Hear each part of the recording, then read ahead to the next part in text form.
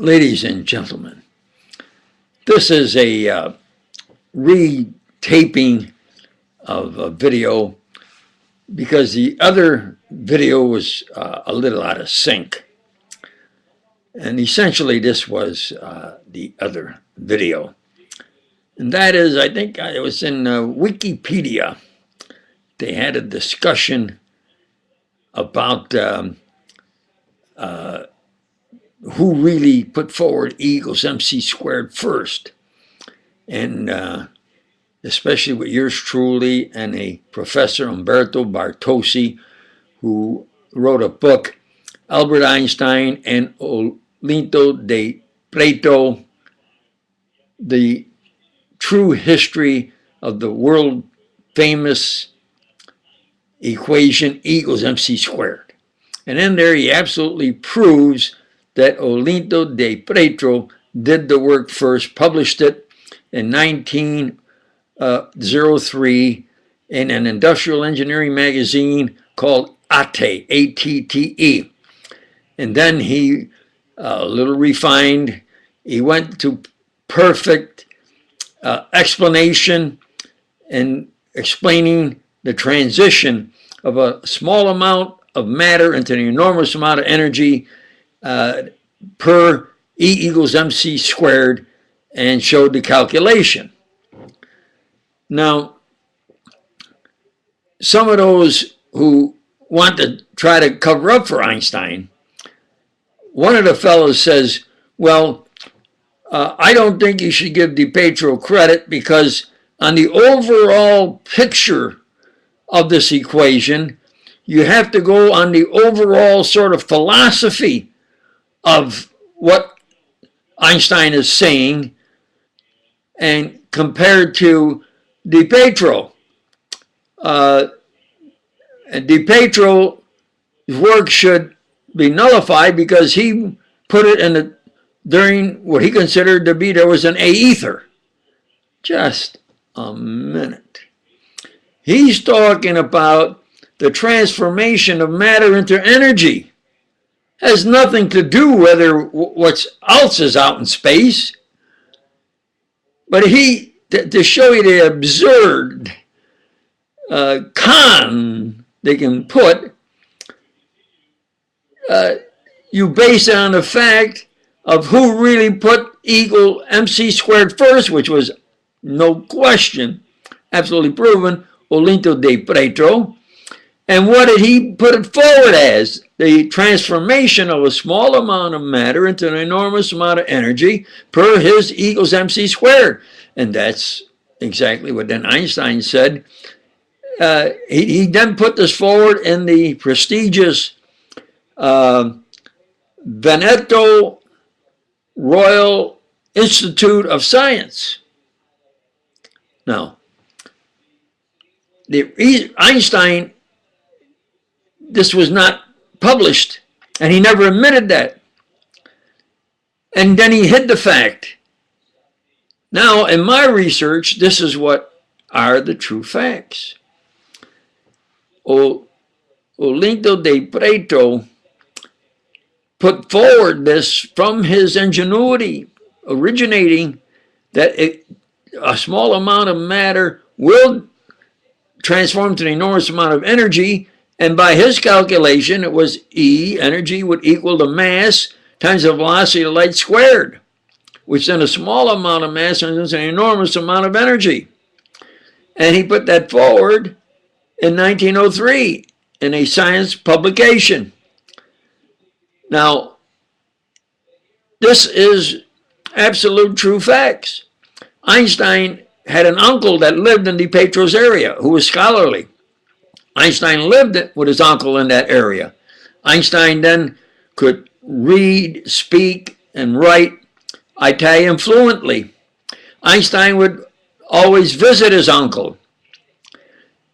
In 1903 and 1904, Einstein, a Michael Besso, B-E-S-S-O, this Michael Besso, Olinto de Plato's brother, and Albert Einstein was a small, close clique that like to get together and discuss what's new and interesting in science.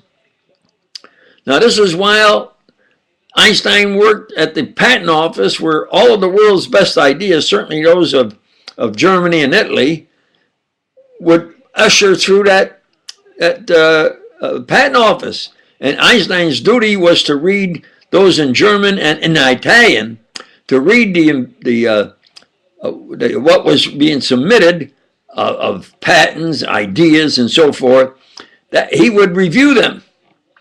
Now, with that advantage of having all of those ideas come across his desk from Germany and Italy, he also then, when he visited his uncle, he would be there with his closest friend, who was a Michael Basso.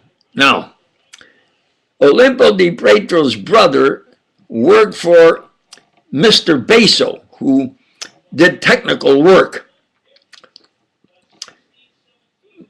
Mr. Basso is Michael Basso's father. But Mr. Basso is also the uncle of Michael Basso's brother, and of course of Olinto di Pietro. Do you understand they were related and close? Olinto di Pietro's uncle, Mr. Basso, did technical work, and Olinto di Pietro's brother worked for Mr. Basso. Mr. Basso's son worked with Einstein. He had a Swiss-Italian citizenship, although he was from Veneto, originally from Veneto, the Pietro's area. They would visit his uncle. All three of them went together in 1903 and 1904 and get together and have scholarly chit-chats. What's new and interesting going on in science? Do you understand? They would do that in Italian. Now, Einstein claims he never read, like, Di Pietro's book. He says he never seems to read anybody's book. He gave no references. The story is, well, it's Einstein's word against somebody else's because he gave no references. There's no, like, proof. In my research, he made a mistake. He named one reference in his 1905 papers as to, like, private and previous discussions relative to E equals mc squared, relativity, and of course into transformation of mass into energy. And who is this one reference that he admits that he conversed with as to having discussed this previous to 1905? Michael Basso.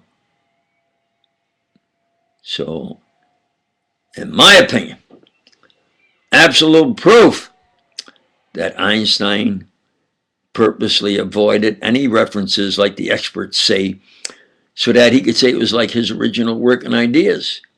No references, yeah, but he did give one. Michael Basso. No.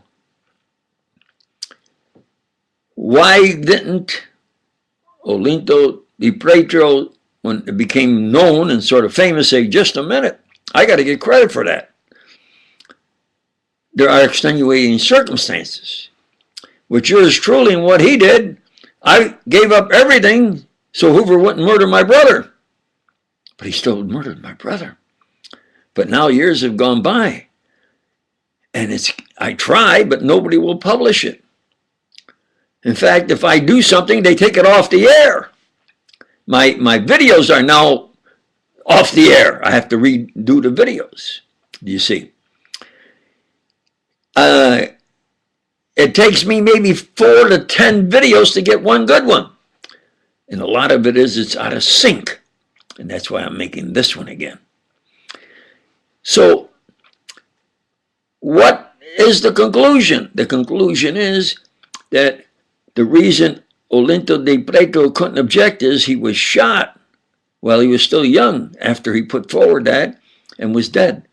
So, now Einstein kept going with it, never mentioned it. Nobody ever brought it up. He kept going, got snowballed into world famous, and now he never mentions it. So he lied.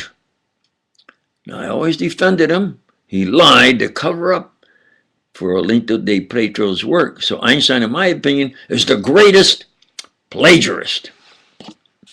To believers, I say thank you.